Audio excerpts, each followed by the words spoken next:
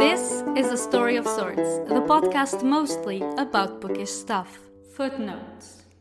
Hello everyone, welcome to another bonus episode. Karina here again, as usually, hosting this episode to talk about the books that I have read in June. And I cannot believe that it's almost pretty much the end of July, and again it's like I'm measuring months by the amount of books that I have read, and it's been going very fast. The measures of COVID here in the Netherlands have relaxed a bit, even though, to be honest, I still wear a mask inside. I am about to get my second vaccination, and the festival in Utrecht, ILFU, I think that I am actually saying International Literary Festival Utrecht, I think that's what it means. It's starting again with a new program for this year. So they are expecting to have authors coming over to Utrecht starting in September. And between those names are Roxane Gay and Angie Thomas. And I am not sure if I am going to go to Utrecht to watch it or not. I also don't know if they are going to make it available online, because if they did, I would probably watch it online. But I am so excited that they are coming over and that people will probably be able to go and see them in September. Maybe I will also schedule one of the days, I'm especially interested in Roxane Gay, but if I do go, I will keep you updated, of course, and I will let you know how it went. I gotta see if there is any other way that they are accommodating people. And as I said, if it's possible to watch online, it's something that I'm really interested.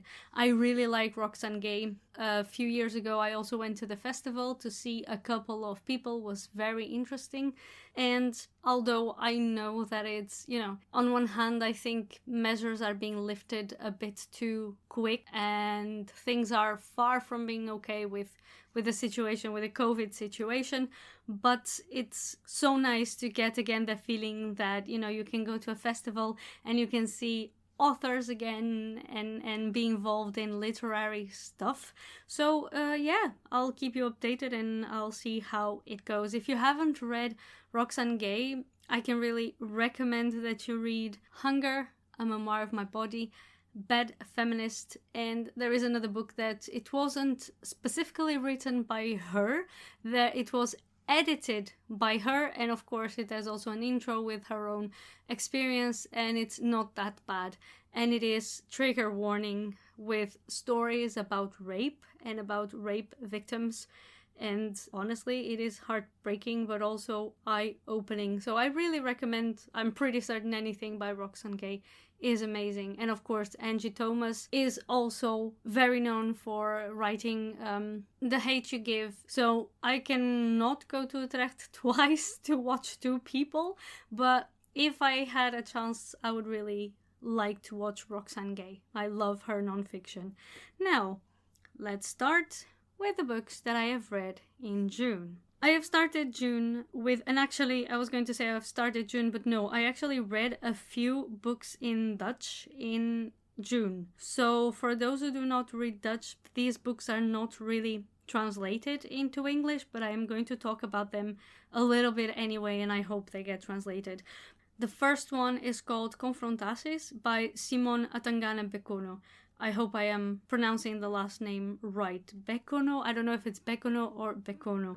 But this book talks about a girl that gets taken into facility for youth. So like a recovery facility. It's in the Netherlands. And the story is so well written, what she goes through, but also with glimpse of the people around her. And honestly, I thought this was going to be a very difficult book to read, but I started it on Storytel because, I have I pay monthly, and then I can read any books that they have available. And then I saw this one, and I kind of thought, well, I'm going to give it a try. And it was actually pretty easy to read because it's not unnecessarily complicated. It's straight to the point. And then I just liked so much the descriptions and the feeling that you get from the main character. I really loved this book. And it's a shame that it wasn't actually, I didn't read the other books that were nominated for the Dutch Libris prize. This one was nominated, and I honestly really think it's a shame that it didn't win, because I have trouble kind of believing that other books were, especially the book one, that was much, much better. Story-wise, the theme that it talks about and, that brings to the page that maybe you don't see very often, but also the writing. Yeah, she's from Rotterdam as well, the author, and I really enjoyed it. The next book was, and that's curious because in the last few months I've had a lot of 4 and 5 stars, so much so that I keep saying, well, am I giving these stars like just too easily? Am I like just so easy to appease? But the truth is that I have indeed been reading a lot of wonderful books. And last month I decided to give a try to 2 books that I keep seeing going around, or okay, I don't keep seeing going around. We have them in the shop, and one of the authors is someone that we usually order, and that a lot of clients and a lot of people really like it. So of course I also try to read stuff that helps me at my job. So if I can read books that we have in the shop, that's great, right? And with English books, of course, I don't have so much trouble. So I went to pick up these 2 authors, and to be honest, they were both the only 3 stars that I had during this month, and 2 of the few 3 stars that I've had this whole year and last year. Last year was an amazing reading year. And the book is called Here We Are by Graham Swift. Now, I haven't read anything else by Graham Swift, so I am only rating them and their writing and their stories from this book. So I don't know, but I also honestly, I don't really feel very much like checking other things by him, because this one was a bit of a disappointment. And so many people, or a few people, told me it's such a pretty story. But the truth is, yeah, the story is very much, well, it is so small, like just so uninteresting. Like basically this is the story of a magician. There's this magician, I think it's close to the war times in England, and there's this magician, and the story kind of starts with his wife talking about, it's always in the first person if I'm not mistaken, or maybe first and third person, but there is definitely this lady. What I mean is not the writing that is first or third person, but the people the writing focuses on. So basically there's this lady that was married to the magician, and the story kind of starts with her and what she's feeling at the moment, and now she's an old lady, etc., and he is not there. And basically the story, the whole point of it is that the magician at some point disappeared, but you never figure out what actually happened. And the things that happen in the story, honestly, the whole time I was like, yeah, okay, then what? What actually happens next? I don't understand. So I've read a review after I've finished the book, and the book is like 3 hours long or something. I listened to the audiobook, so it's very short, but even so, it is a novel. Or a novelette, whatever. I don't know how many words it has. But like, I went to at the end after I finished the book, I went to Goodreads to check out on the reviews, and someone said this should have been a short story. And I totally agree, because having a story where so little happens as a whole ass book, it just like, honestly, I was so disappointed. Like, is that it? Is that all? It wasn't even extraordinary, or the writing wasn't extremely beautiful or anything. It was just like, I don't know. Like, I didn't get a lot from it. And then I think one thing that didn't help, and this is gonna sound so bad, is that the the narrator of the audiobook is, if I'm not mistaken about his name, Phil Davis. And he was the taxi driver from the new BBC Sherlock series, the ones by Stephen Moffat and Mark Gatiss. And he played like this terrible character. And then, not only that, on John Finnemore's Cabin Pressure, which is, if you don't know this series, you really should check out if you like audiobooks and radio series. Even if you don't like radio series, or you think you don't, check it out, because John Finnemore is a genius. And he has this series, this radio series called Cabin Pressure, in which Phil Davis plays this character that is just a terrible bully guy. And I had a lot of trouble kind of separating the narrator from the book I was listening to. So it was like an extra thing for me to kind of not like this book as much. But honestly, it had much more to do with the story. It's not a terrible book. It's very well written and everything. It just didn't it didn't give me anything. Know what I mean? And yeah, so it was 3 stars. The next book that I've read is by David Grossman, and it's called Omhelzing, and it's a graphic novel.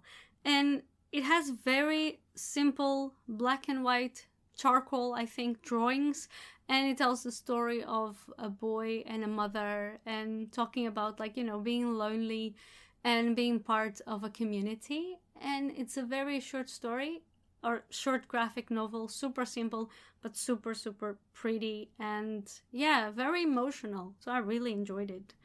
The next book was Meisje van Mars by Anna Woltz, another Dutch book. And I've read this one for the book club at my work, where we are reading books to improve our Dutch, called Nieuwe Taal. And this tells the story because, well, the book is not just with Anna Woltz. It's Anna Woltz that wrote it with Vicky Janssen. And Vicky Janssen is a trans woman. And she basically told Anna Woltz her story. And then Anna Woltz wrote it in novel form. And it was so interesting. I think I've read like 3 books in Dutch by trans people, 2 of them by men. So there was Welcome by the Club by Thomas van der Meer, and the other one was by Alex Bakker, and I forgot the title, but you can find it. And they're both 2 trans men, and this is the first time that I have actually read one by a trans woman in Dutch, and it was super interesting, especially because the story was not at all like the one from Thomas van der Meer. Thomas van der Meer, it's a bit of a lighter story. He tells about his transition, but it kind of gives you a feeling sometimes that things were easy, which I'm sure they were not. But I discussed this book in a book club, and one of the people also said that. They said, oh, I'm so happy that things in the Netherlands are, so evolved, and that he had bad times, but things were never too complicated about his transition, the way that he tells it. And then it's kind of like it's his reality, but that doesn't mean it is the reality of everyone. And that also doesn't mean that he didn't just make it, a bit lighter for a lighter read, because he has a tendency, and I really love his Volkskrant columns in the newspaper, to pick up terrible, terrible things and tell it in a way that it's even though you understand how terrible that is, it makes it a bit lighter. It makes it a bit funnier. And with a book by Alex Baker, that was a bit different. So it was more the reality that we are used to see on TV, and where things are a bit more complicated. And with Meisje van Mars was the same. So her parents did not accept her to be what she was. And people at school bullied her up to a point where she went to a different school and people were more accepting. But there was always trouble in the transition and in being accepted into society and accepting who she was. But it has it's a very beautiful book. It doesn't have a bad ending, which is great, in the sense that it's really nice to see how, in a sense, she became who she was already, but fully. And yeah, it's very hopeful as well. And the writing was really nice. So it just read, in Dutch they say it reads like a train. So it just read very fast, super interesting. I love this book, for anyone. It is, it's about this mostly teenage girl, even though it also talks about the way that she went through her childhood. But it can be read by anyone, and if you can read Dutch, I totally recommend this book. The next book was Transit by Rachel Cusk, and it was the other 3-star read of the month. It's the second book on a trilogy. I don't know what the name of the first one is, Outlook or something? I should know this, we have the book in the bookstore. Outline, that's it, Outline. There's Outline, there's Transit, and then there's another one that I think it's Kudos. And again, I found it on Storytel. I decided I'm just going to read it. give it a try. And this is gonna be so unfair. It's gonna sound so unfair because I'm a white person. But honestly, I was reading the book or listening to it because I got it as an audiobook. And on the way to work on my bike and, coming back home from work. And I was thinking, oh my God, this is such like a white people problem. Why is she narrating her time at the hairdressers where pretty much like very little is happening, and whatever it is happening, it's not, I don't care.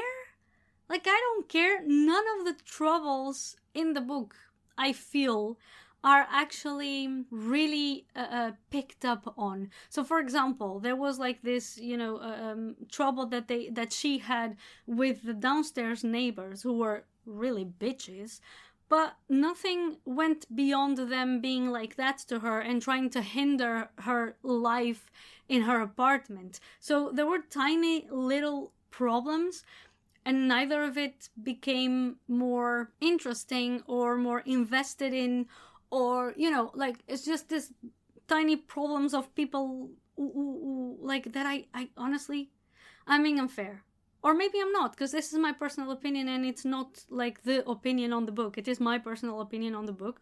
But it really, I was like, this is just so white people problems. Like, I honestly, not the white people problems that I care about. And yeah, I couldn't connect with the book. Again, the writing is good. I like the way she writes. Fine, perfect. But the story just didn't mean anything to me. And I was very upset because she has, like I said, she has this trilogy. She also has another book called Coventry. She has now a new book that loads of people are also excited about called Second Place. And I cannot find in me the excitement to read any other book now, because I'm a bit afraid that it will be a little bit like this. Like, just daily things that don't really pull me into the story. But don't take my word for it. I still gave it 3 stars. And, if you like her, I'm sorry. Again, it's just what I feel about the books. Not trying to bash the writer or the story if you like it. Just that's how I felt. And I don't really, it's great to bash on things, to be honest. Like, it feels great. It feels really good. But I also think it is sometimes a bit unfair. And I am trying not to be unfair. But anyway, 3 stars for me for Transit by Rachel Cusk. The next book was a lot better. 5-star, it's the new one by Tiffany D. Jackson. I actually don't know when it's coming out, or if it already came out. I think maybe it already came out. Actually, let me check. Yeah, no, it hasn't come out yet. So if you're looking for this book, you're gonna have to put it in pre-order. It comes out in September, 14 September. I got, luckily enough, an advanced reading copy from Edelweiss, so, digital, because here in Europe I don't really get any other kind of advanced reading copies except digital, and I'm very, very glad that I can get these. It's a privilege to be able to get these books before they are out and for free. If you're wondering why that happened, well, the deal I have with Libro.fm, it's because I wrote an article for Book Riot about audiobooks, which I love. I love audiobooks. I cannot shut up about how much I love audiobooks.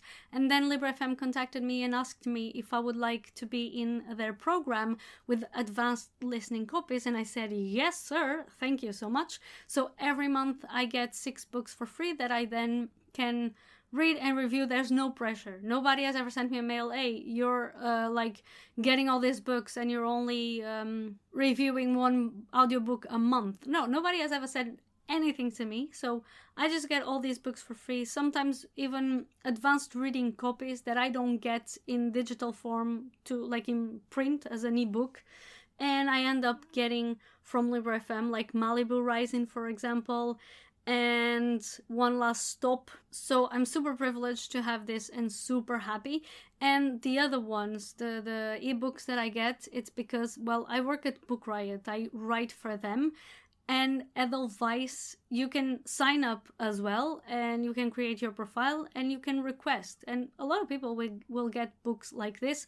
There's another website called NetGalley also gives you books for free in exchange for reviews. Again, I have more trouble being accepted for reviews and for books on NetGalley than I have on Edelweiss. But I once in a while, on Edelweiss as well, I get a request denied. So I don't get any book that I would like to read for free, but I do still get quite a bit, more than what I actually unfortunately managed to read. Also on Edelweiss, there are some books that are made available, so you can just download them without requesting. It's not a lot, but it's worth giving a try. So just search for Edelweiss Plus and NetGalley if you want to check for advanced reading copies.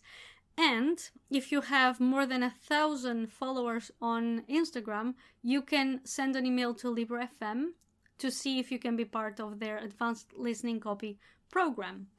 But going back to White Smoke by Tiffany D. Jackson. This is a horror story, and I've been, in the last year or so, especially since I've listened to The Only Good Indians, which I'm not even going to start on that book because oh my god, it's so good. It's just like, I think about that book at least once a week, I think.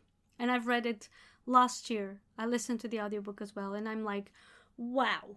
Like, my mind is blown away by how absolutely majestic and amazing that book is. But anyway, White Smoke. So I've been trying to read more horror, and the premise of this book sounded amazing. So I went on Edelweiss, I requested, I was lucky enough to get a copy. Actually, at first I knew about this book through Book Riot, and then I complained that I couldn't see a request button, and it was because it wasn't yet available for request. And Liberty Hardy, which many of you probably know from Bookstagram and Twitter and Book Riot as well, she reads loads of books a year. She's amazing.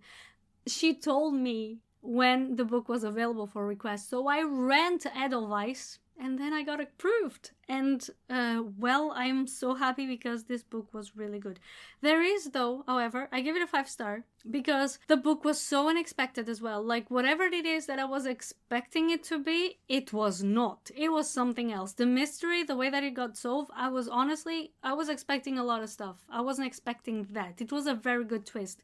But I do feel like the ending was a bit rushed. So as the book ends, there is a lot of stuff that I had questions about that I had no idea how it had been solved, and it didn't get solved. And there isn't a sequel. But that's the only thing that I have to say, but it is an author's choice.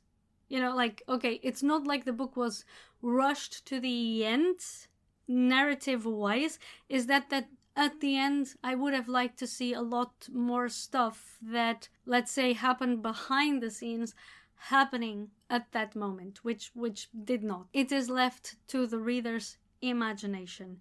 If you like thrillers, if you like horror books, you will like this one, I think. Well, I liked it very much, and it is the first book that I've read by Tiffany D. Jackson. I know that she is also the author of...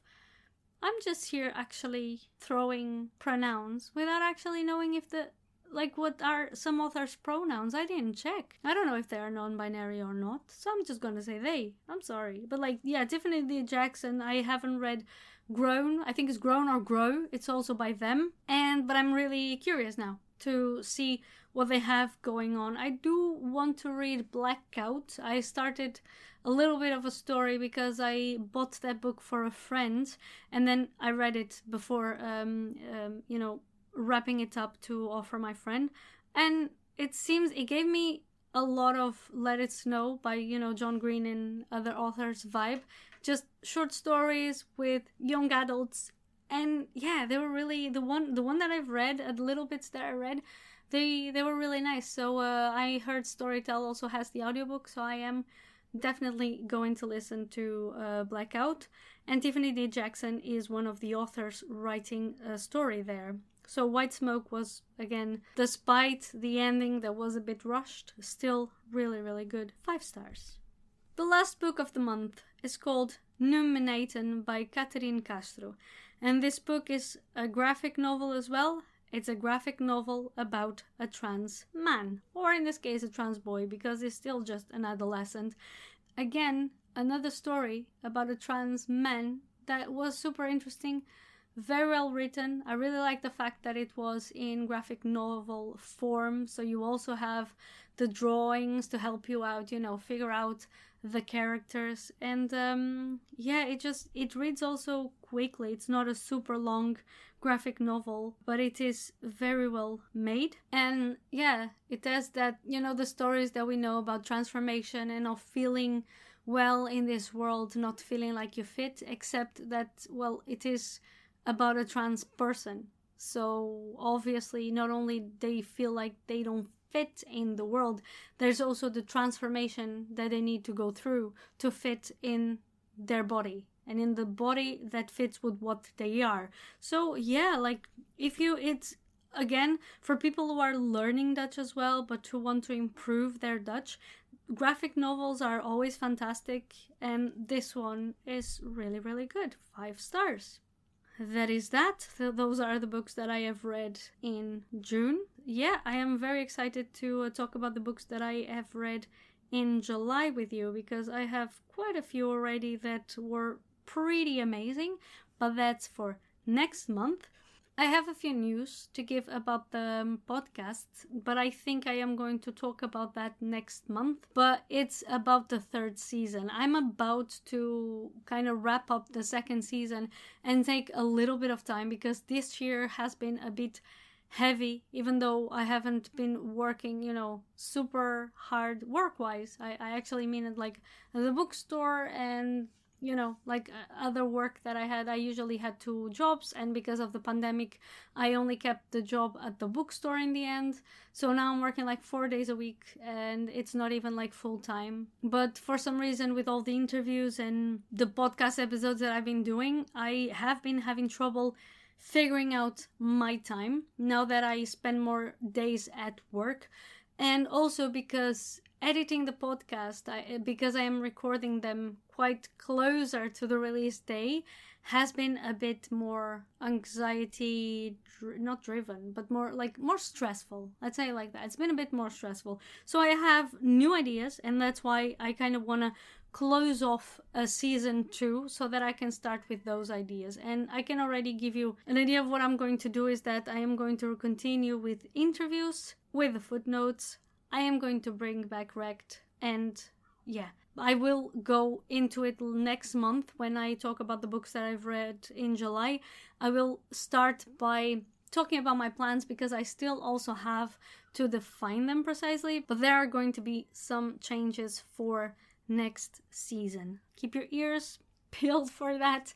If you want to know what I am doing, just make sure that you check Instagram, because I always post stuff on Instagram. Sometimes I am more active in stories.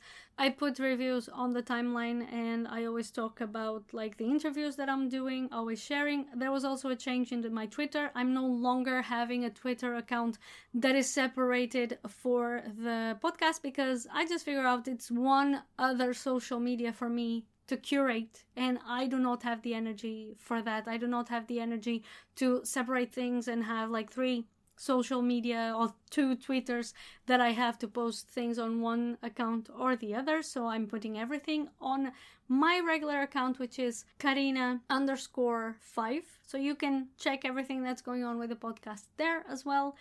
And apart from that, just follow my social media. I am also on Patreon. So if you enjoy these episodes, I am not planning on going anywhere. So even though I am changing gears to make the podcast more friendly to myself and less stress-inducing, I am still going to be here. So if you like what I do and you would like to help me and support me, you can do so on Patreon by signing up at patreon.com/astoryofsorts. There are different tiers, and the first tier starts at I think $1 or $2. So I'm just making it as easy as possible for people to help out with whatever they can help out. I always release the episodes slightly earlier, and right now I only have 1 patron. So I am not really doing extra stuff because I only have 1 patron and it's a friend. So I don't see it as a very big justification to do a lot of extra stuff. But if I start getting more patrons, then I will do extra stuff. and I would like to work on that as well, because there's stuff that I can talk about that it's not, that doesn't fit on the regular podcast, but it would fit on Patreon. So if you can't support me on Patreon, I would be really, really glad if you could just, leave a review, leave the stars you think I deserve on iTunes or whatever you get your podcasts from, and come say hello on Instagram, where I'm always happy to talk about books with people. And that's it for today. I will see you again with a new interview next week. I'll talk to you then. And thank you for listening.